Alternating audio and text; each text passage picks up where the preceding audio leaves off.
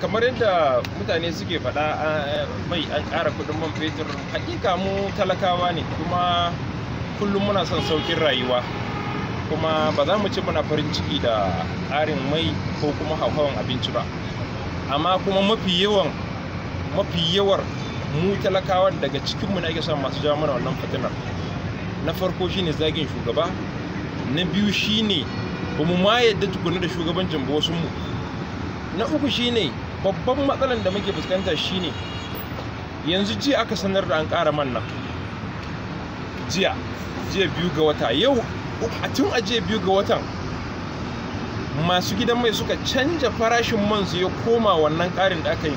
bayan man da yake cikin ramukansu a aje tsohon tsari ne na farashi mai rahusa.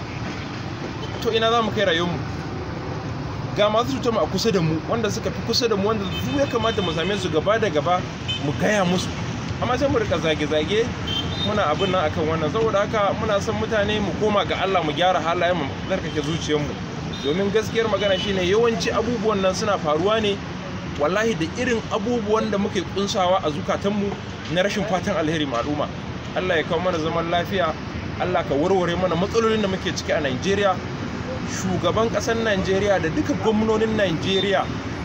don wannan matsala na abinci ta shafi kowane jiha.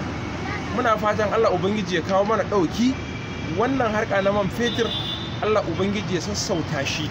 yawa, domin gaskiyar magana shine in ba mu gyara halinmu ba yadda za a yi. Shi shugaba duk ran da ka wayi gari kana zaginsa, kana tsine masa, to idan yana daɗa tabarbarewa kai na ƙasa kai da ka wahala. Allah ya mana jagora, Allah ya ji tausayin mu.